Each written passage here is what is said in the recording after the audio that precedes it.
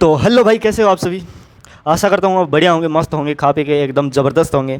तो आज अपनी क्लास सेकंड है भूगोल, यानी कि 10th क्लास का जो भूगोल वाला चैप्टर है संसाधन एवं विकास, उसका सेकंड पार्ट यानी कि सेकंड क्लास के अंदर हम जो शुरू करने जा रहे हैं टॉपिक्स, उनको डिटेल के साथ जीरो से लेकर एडवांस तक पढ़ेंगे। तो जितने भी भाई हैं, नए हैं पुराने, वो कमेंट ज़रूर कर देना, ठीक है। तो क्लास को स्टार्ट करते हैं। सबसे पहले हम जो 10th क्लास का चैप्टर है भूगोल वाला, वो स्टार्ट किया था। मार्कर चेंज कर लेता हूँ।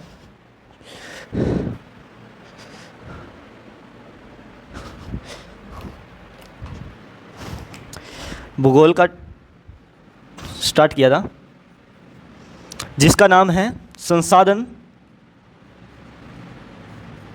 एवं विकास। तो भाई ये चैप्टर हमने स्टार्ट किया था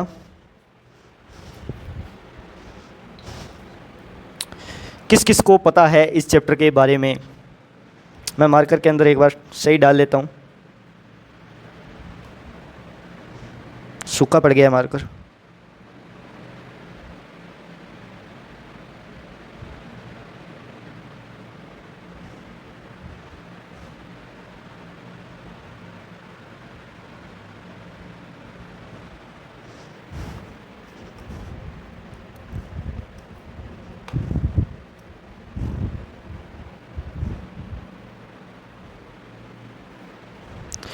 तो भाई स्टार्ट करते हैं चैप्टर को। कौन सा चैप्टर है? भूगोल का, क्लास 10th का, क्लास 10th का संसाधन एवं विकास।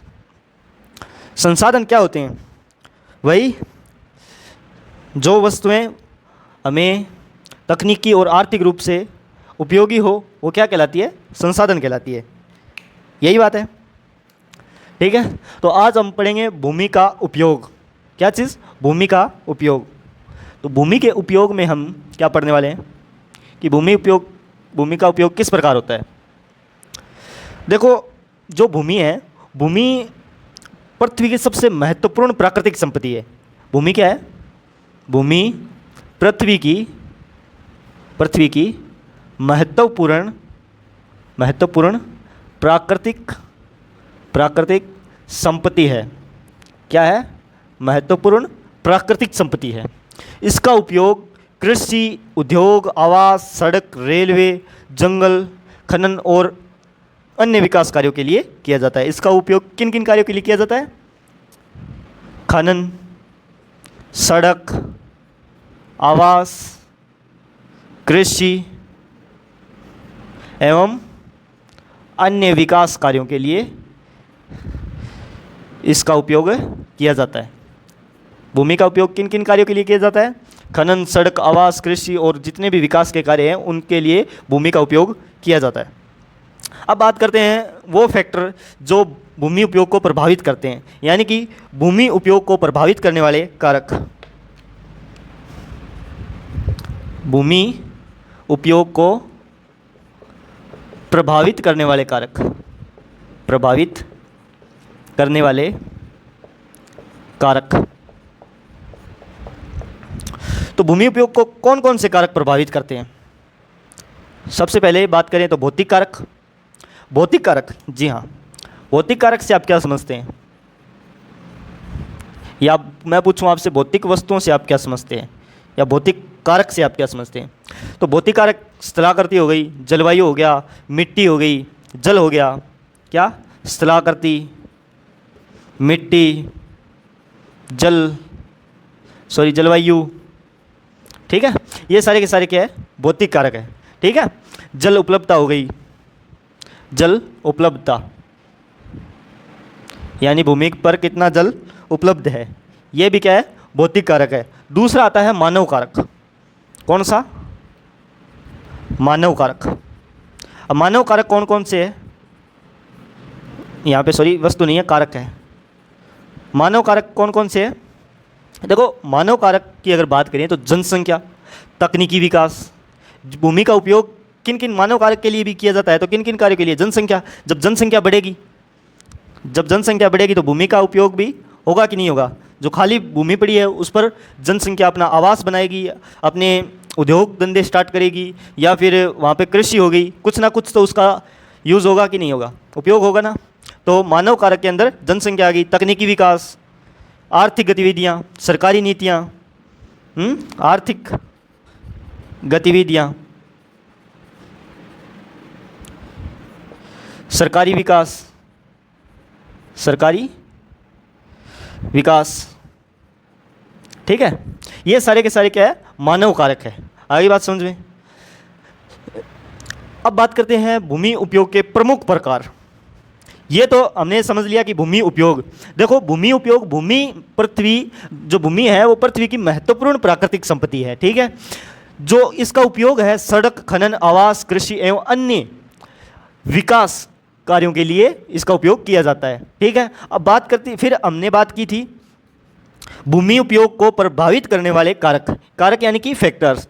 तो इसमें से दो फैक्टर है, कौन कौन से फैक्टर है? सबसे पहला भौतिक कारक और दूसरा मानव कारक। भौतिक कारक के अंदर क्या आता है? स्थलाकृति हो गई, यानी कि भूमि की आकृति, मिट्टी हो गई, जलवायु हो गया वहाँ का, जल उपलब्धता हो गई, यानी भूमि के अंदर जल की उपलब्धता। ये सारे के सारे क्या है? भौतिक फैक्टर है, यानी कि भौतिक कारक है। मानव कारक की अगर हम बात करें तो मानव कारक के अंदर जनसंख्या, आर्थिक गतिविधियाँ और सरकारी नीतियाँ, ठीक है, तकनीकी विकास हो गया, ये सारे के सारे क्या है? मानव कारक है। यहाँ पे क्या है? सरकारी नीतियाँ और तकनीकी विकास, ठीक है, तकनीकी विकास, ये सारे के सारे क्या होंगे? मानव कारक होंगे। अब आगे हम बात करते हैं भूमि उपयोग के प्रमुख प्रकार, इसको मिटा देते हैं और आगे बात करते हैं भूमि उपयोग के प्रमुख कारक।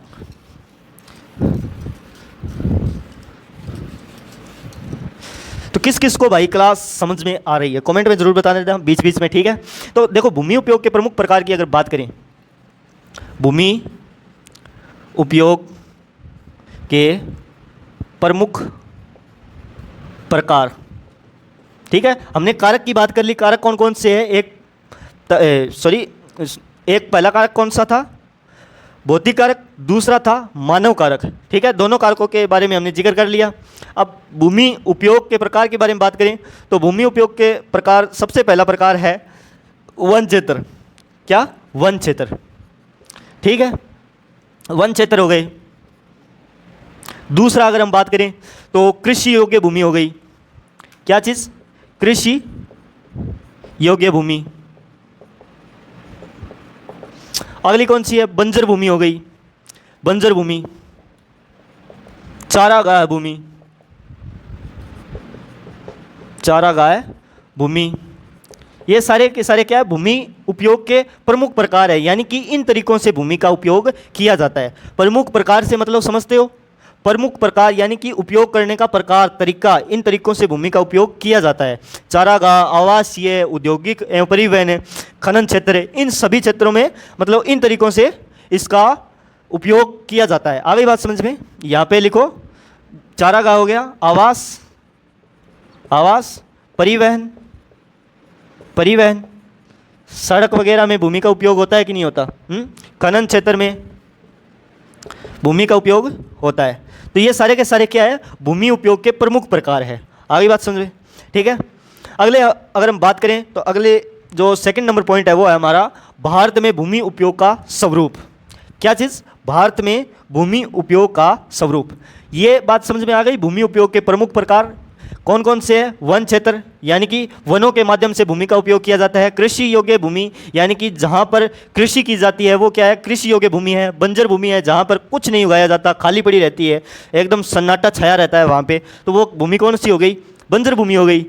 चारागाह भूमि, जहाँ पशुओं के लिए, जानवरों के लिए चारा उगाया जाता है, वो चारागाह भूमि हो गई। ये चारागाह भूमि आपको मतलब पहाड़ी क्षेत्रों में ज़्यादा देखने को मिलेगी, ठीक है।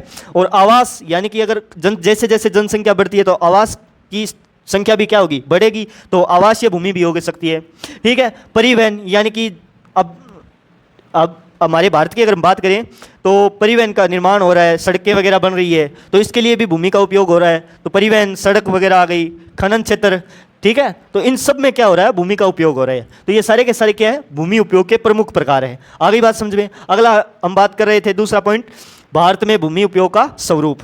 इसको मिटा देता हूँ।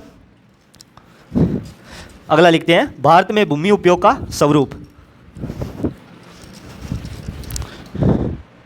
देखो भारत में भूमि उपयोग का, ये दूसरा नंबर पॉइंट है, ठीक है। भारत में भूमि उपयोग का स्वरूप। स्वरूप क्या समझते हो इस चीज़ से, हैं? भारत में भूमि उपयोग का स्वरूप क्या मतलब इसका? देखो भारत की जो भूमि है वो कई प्रकार से इसका उपयोग किया जाता है। किन किन प्रकार से किया जाता है भाई? भूमि उपयोग के प्रमुख वर्ग कौन कौन से हैं? जो भारत भूमि उपयोग का स्वरूप है, भारत में भूमि का उपयोग कई प्रकार से किया जाता है, ठीक है। आगे बात समझिए, भूमि उपयोग के प्रमुख वर्गों की अगर बात करें, तो सबसे पहले अगर हम बात करते हैं तो वो आती है वन भूमि। जी हाँ भाई, क्या आती है? वन भूमि।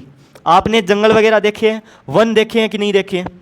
रियल में नहीं देखे होंगे, लेकिन टीवी सीरियल वगैरह, मूवीज़ वगैरह में आपने वन वगैरह देखे हैं। तो वो जो भूमि है वो हमारे भारत में कितनी 23 से 24% क्षेत्र है उसका कितना क्षेत्रफल है? 23 से 24%। 23 से 24% वन भूमि के अंदर हमारे भारत में आता है, ठीक है। वन भूमि कितना परसेंट है हमारे भारत में?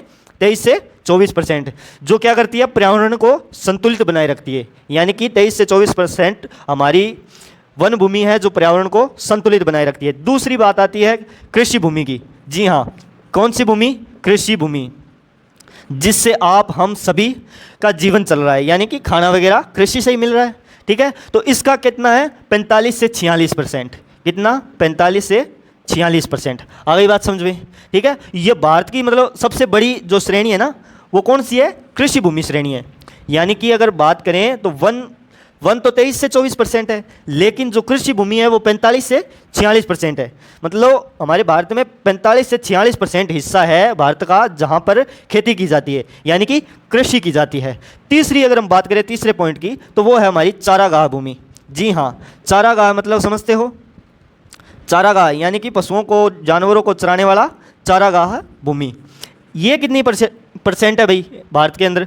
ये मतलब ज़्यादा नहीं है, मतलब ठीक ठाक है, ठीक है। तो ये चारागाह भूमि है। ये किस लिए इसका उपयोग किया जाता है? पशुओं के लिए, ठीक है। पशुओं के चारे के लिए, पशुओं के चारे के उपयोग में इस भूमि का उपयोग किया जाता है, पशुओं के चारे के उपयोग के लिए, ठीक है। अगली अगर बात करें तो बंजर भूमि हो गई, ठीक है। किस चीज़ की बात कर रहे हैं हम? बंजर भूमि। अब बंजर भूमि से आप क्या समझते हो? बंजर भूमि का क्या मतलब है? बंजर भूमि वही हो गई जो खेती योग्य नहीं है। क्या नहीं है? खेती योग्य नहीं है, जो खाली पड़ी है, जहाँ पर बारिश वगैरह नहीं हो रही, मिट्टी एकदम कस चुकी है बिल्कुल, वो क्या है? बंजर भूमि है। जहाँ पर ना ही तो खेती कर सकते हैं और पूरी की पूरी सुनसान पड़ी है, वो क्या है? बंजर भूमि है, जो खेती योग्य नहीं है। तो ये 4 कैटेगरीज है, ठीक है। आगे बात समझ में। अगली 5वीं कैटेगरी आती है गैर कृषि उपयोग। कौन सी? गैर कृषि उपयोग। गैर कृषि उपयोग से आप क्या समझते हो? ये किस प्रकार का मतलब भूमि का वर्ग है? अब इसका भी मैं बता देता हूँ। गैर कृषि उपयोग, देखो गैर कृषि उपयोग यानी कि अब कृषि करते हैं वो क्षेत्र तो कृषि कहलाएगा, जहाँ पर कृषि हो रही है, जहाँ पर खेतीबाड़ी हो रही है, तो वो क्षेत्र क्या है? खेतीबाड़ी वाला क्षेत्र है। लेकिन जहाँ पर खेतीबाड़ी नहीं हो रही है, कृषि नहीं हो रही है, तो वो क्या है? गैर कृषि उपयोग है। यानी कि जब हम सड़क वगैरह बनाते हैं, रेलवे निर्माण करते हैं, यानी कि रेलवे की पटरियों का निर्माण करते हैं, तो वहाँ पर खेतीबाड़ी नहीं करते, बल्कि सड़कों का निर्माण करते हैं, रेलवे की पटरियों का निर्माण करते हैं। उद्योग लगाते हैं, तो वहाँ पर जो भूमि चाहिए होती है, वहाँ पर हम खेती नहीं कर सकते, वहाँ पर हम बिल्डिंगें वगैरह बना के उद्योग वगैरह स्थापित करते हैं। अगर हम घर वगैरह बनाते हैं, तो वहाँ पर क्या होता है? हम कृषि नहीं करते, बल्कि गैर कृषि उपयोग करते हैं उसका, यानी कि वहाँ पर अपने मकान वगैरह बना लेते हैं। तो ये किस में आ गया? ये आ गए भाई गैर कृषि उपयोग के अंदर। सड़क मान लो, ठीक है, सड़क, रेलवे, आवास, ये क्या है? गैर कृषि उपयोग है। आगे बात समझ में। अब बात करें भूमि उपयोग में परिवर्तन के कारण, ठीक है। तो ये बात तो समझ में आ गई होगी। भारत में भूमि उपयोग का स्वरूप, मतलब भारत में जो भूमि उपयोग है वो कई तरीकों से किया जाता है, कई वर्गों में किया जाता है। सबसे पहले हमने बात की थी वन भूमि, यानी कि जहाँ पर पेड़ पौधे वगैरह लगा के जंगल वगैरह बनाए जाते हैं, तो वो क्या कहलाती है? वन भूमि कहलाती है। वो 23 से 24% है, ठीक है।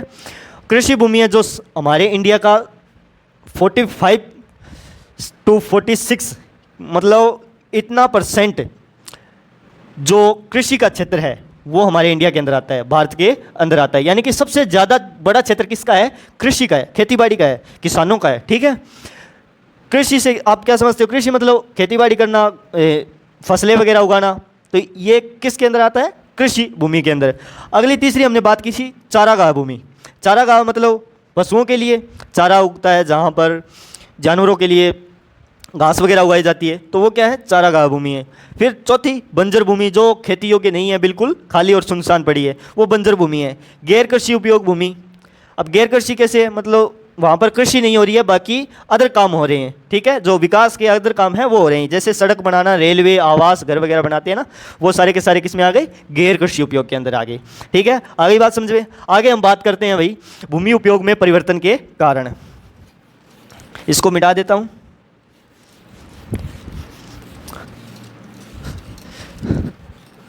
भूमि उपयोग में परिवर्तन के कारण। भूमि उपयोग में परिवर्तन के कारण क्या क्या कारण हो सकते हैं? कोई बता सकता है? यानी कि देखो, भूमि उपयोग में परिवर्तन के कारण की अगर हम बात करें तो देखो, जनसंख्या जो हमारी है इंडिया की, वो शायद 149 करोड़ हमारी इंडिया की पॉपुलेशन है। तो जनसंख्या क्या हो रही है? बढ़ रही है। तो जनसंख्या बढ़ेगी तो भूमि उपयोग में जो परिवर्तन आएगा, बिल्कुल आएगा। कई जगह कृषि जो भूमि है, वनों की कटाई करेंगे लोग, वो भूमि कम होती जाएगी। आवासीय क्षेत्र यानी कि जो जहाँ पर भूमि अपने रहने के लिए आवास वगैरह बनाएंगे, तो वो जो क्षेत्रफल है वो बढ़ता जाएगा। तो ये बढ़ती जनसंख्या भी इसका कारण है। ठीक है, क्या है इसका कारण? बढ़ती जनसंख्या। ठीक है, अगली बात करें हम, अगला कौन सा कारण है? शहरीकरण। आजकल क्या है, लोगों को गांव से ज़्यादा शहर अच्छा लगने लग गया है, क्योंकि भाई शहर में क्या होता है कि ज़्यादा सुविधाएं उपलब्ध होती है।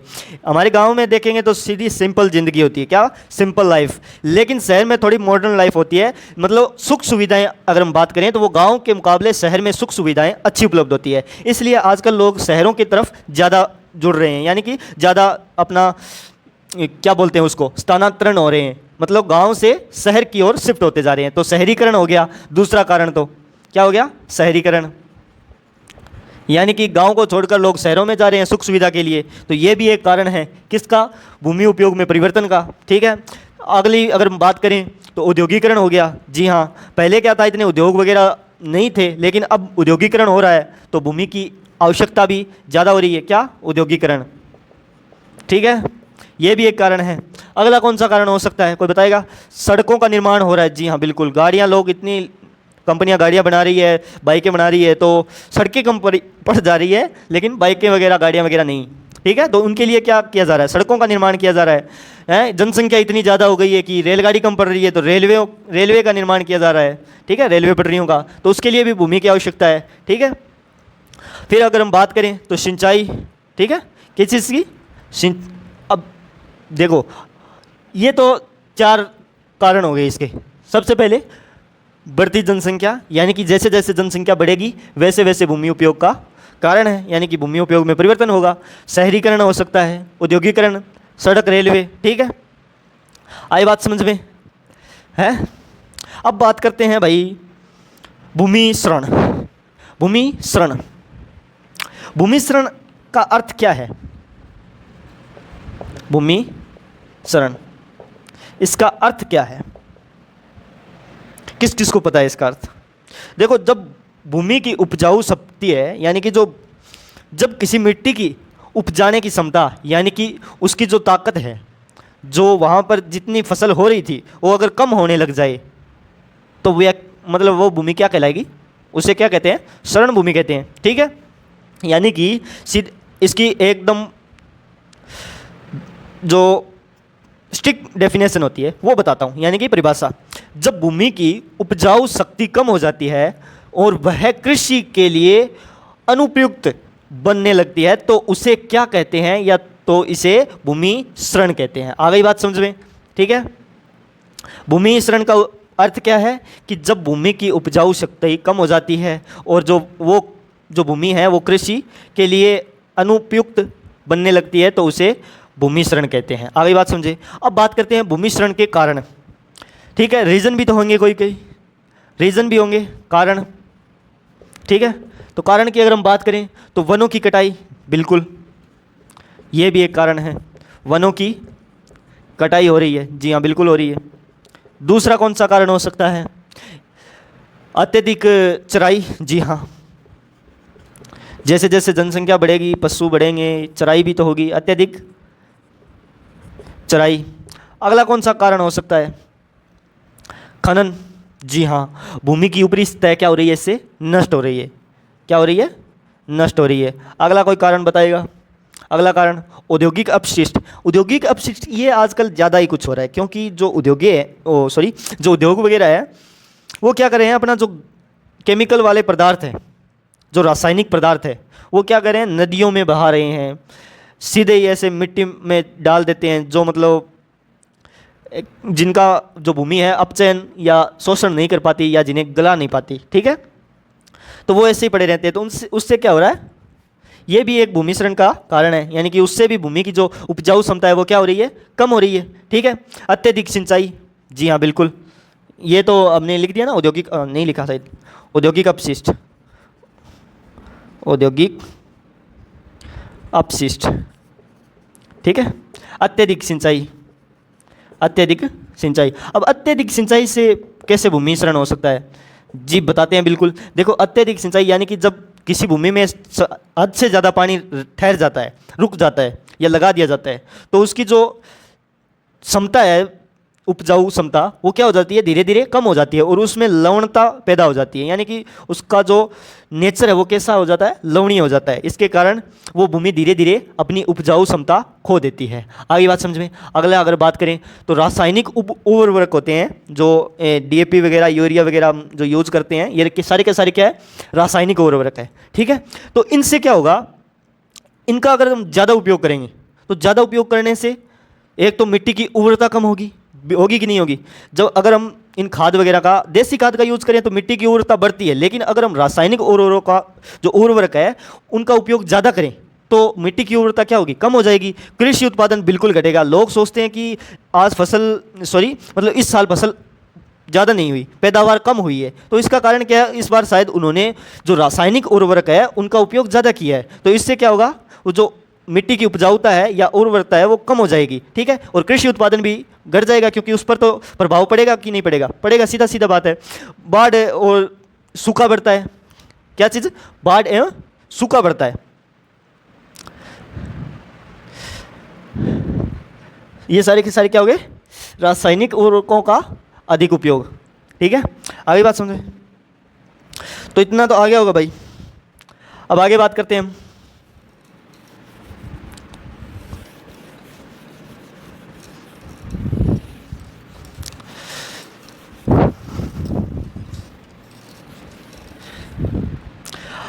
देखो, भूमि क्षरण के उपाय, जी हाँ बिल्कुल, भूमि क्षरण के उपाय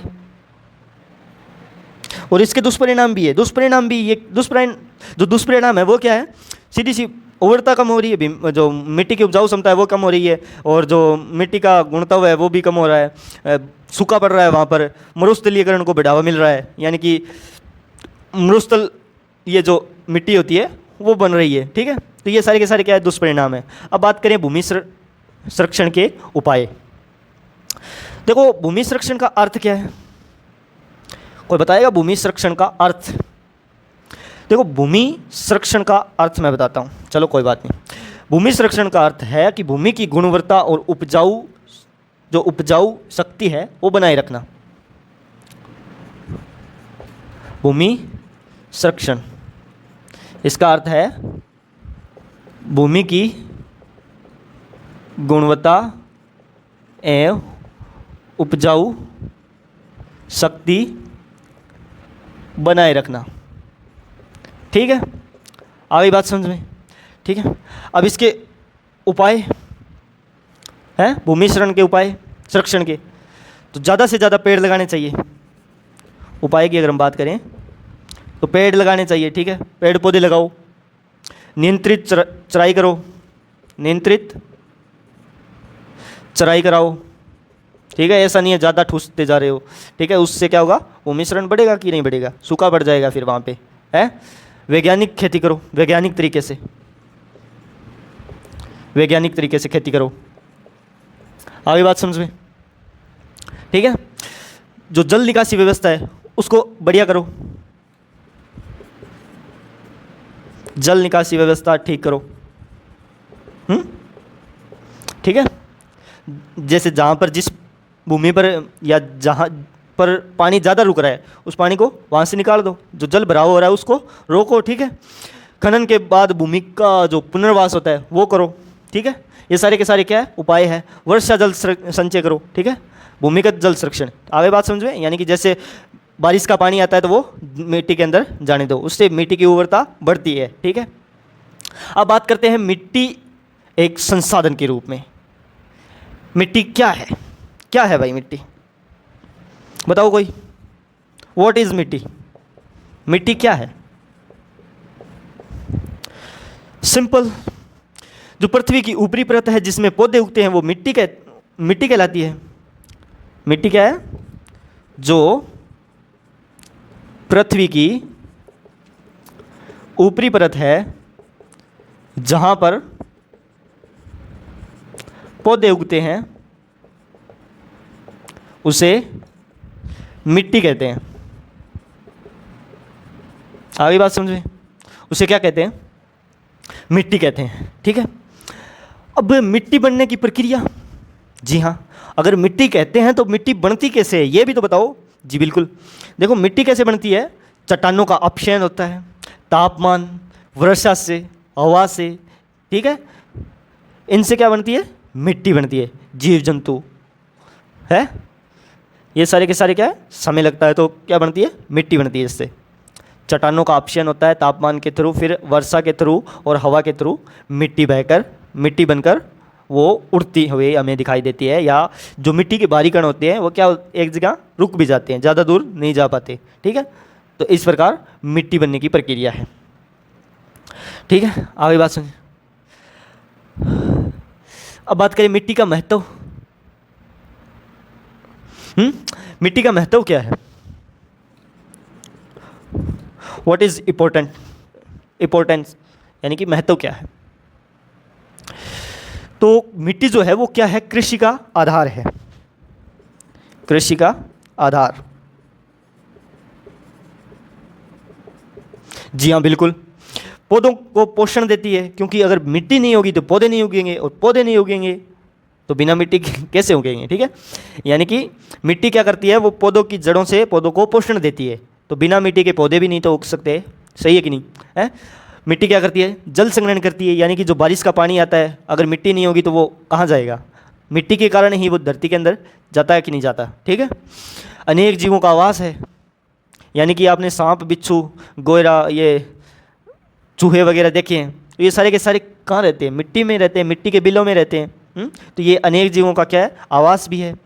निर्माण कार्यों में उपयोग करती है, आप घर वगैरह बनाते हैं या फिर कोई काम में मिट्टी का उपयोग तो करते ही हैं, जाहिर सी बात है, हर व्यक्ति मिट्टी का उपयोग करता है, कहीं ना कहीं तो करता ही है, ठीक है। आगे बात समझ में, आगे हम बात करते हैं मिट्टियों का वर्गीकरण। इसको मिटा दूं, आगे बात समझ में, भूमिशरण, भूमि की गुणवत्ताएं, उपजाऊ शक्ति बनाए रखना, यही कहलाता है भूमिशरण, ठीक है। इसको मिटा देते हैं भाई। मेरे को पसीना आ रहा है यार, पता नहीं क्यों आ रहा है, पता नहीं, पसीना, पंखा चल रहा है लेकिन फिर भी पसीना आ रहा है। चलो कोई बात नहीं। मिट्टियों का वर्गीकरण की अगर हम बात करें तो भारत में मुख्यतः 6 प्रकार की मिट्टी पाई जाती है। कितनी प्रकार की, हम बात करते हैं मिट्टियों का वर्गीकरण। मिट्टियों का वर्गीकरण, भारत में कुल कितने प्रकार की मिट्टियां पाई जाती है, कौन बताएगा। कितने प्रकार की, 6 प्रकार की। कितने प्रकार की, 6 प्रकार की मृदा पाई जाती है। सबसे पहली कौन सी है, जलोढ़ मिट्टी। कौन सी, जलोढ़ मिट्टी, जी हाँ बिल्कुल, जलोढ़ मिट्टी। किंगी किंगी देखेड़ी है, जलोढ़ मिट्टी किंग किंग देखेड़ी है, किसी को है कट कट पाइजे, कट कट पाइजे। हाँ भैया पाइजे उत्तर मैदानी क्षेत्र, कट है उत्तर भारत का मैदानी क्षेत्र, उत्तर भारत का मैदानी क्षेत्र, उत्तर भारत मैदान मैदानों में पाई जाती है। क्या? कौन सी मिट्टी? जलोढ़ मिट्टी। अगली देखो, इसकी विशेषता क्या है, मतलब जो ये मिट्टी है ना, ये मिट्टी उपजाऊ, इसके अंदर क्या होता है, पोटास और चूना सबसे अधिक होता है। ठीक है, इसके अंदर क्या होता है, पोटास और चूना, पोटास और चूना होता है अधिक। इस कारण इसमें मतलब इसकी उपजाऊ क्षमता क्या होती है, अधिक होती है। आगे बात समझ में, किस किस को पता था? और चलो, सब किसान के बालक है या सब खेती करते हैं, चलो मान लो, तो बताओ इस मिट्टी में कौन कौन सी फसलें उगाई जाती है? किस किस को पता है? हैं? अभी एक फसल है जो हमने पीछे ही काटी हुई है, कौन सी फसल है वो? गेहूँ। तो जलोढ़ मिट्टी में गेहूँ, धान, गन्ना, दालें, ठीक है, तो ये जलोढ़ मिट्टी के अंदर उगाई जाती है। ठीक है, क्योंकि इसकी जो उपजाऊ क्षमता है वो अधिक होती है। अगली अगर हम बात करें मिट्टी की, तो वो आती है काली मिट्टी, ब्लैक सॉइल। कौन सी? काली मिट्टी। कितनी प्रकार की मिट्टियाँ होती है? 6 प्रकार की। इंडिया में कितनी प्रकार की मट्टी होती है? माटी, जिकिन मापा के बोले करा माटी, माटी। अब माटी कितनी प्रकार की हो? 6 प्रकार की। एक तो जलोढ़ उत्तरी भारत का मैदान है, बड़े ज़्यादा पाई है। ठीक है, आगे बात समझ में, इनमें क्या हुआ है, पोटास और चूनो अधिक हुआ है। ठीक है, और किसी फसलों का मतलब बढ़िया है, जिकी धान है, गेहूँ है, और कौन कौन से है, दाल है, इन जिकी फसल है। एक ये चीज़, किसी मिट्टी में ज़्यादातर इनकी बुआई की इन्हें उगाया जाता है, तो वो है जलोढ़ मिट्टी। अब बात करें काली मिट्टी की। काली मिट्टी कहाँ कहाँ पाई जाती है? महाराष्ट्र हो गया, मध्य प्रदेश हो गया, गुजरात, यहाँ पर क्या होती है, काली मिट्टी होती है।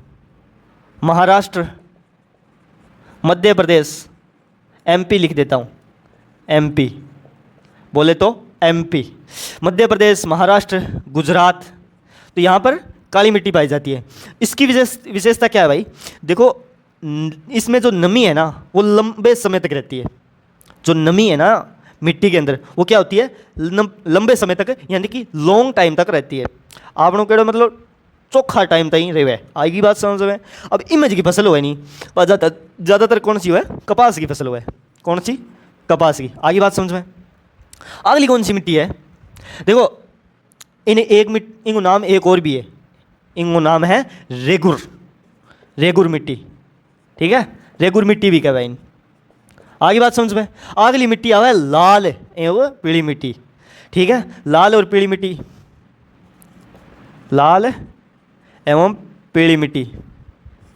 ठीक है, इंगा जगह क्षेत्र है नहीं, वे है तमिलनाडु, कर्नाटक, तमिलनाडु यार, तमिलनाडु, कर्नाटक है, कर्नाटक, आंध्र प्रदेश, उड़ीसा, ये सारा का सारा क्या है, इन लाल और पीली मिट्टी का है क्षेत्र है। ठीक है, अब इंगी की विशेषता है, इनमें लो तत्व है नहीं, लो देखे डो, लो वो क्यों है, अधिक हुआ है, यानी कि लो तत्व अधिक होता है।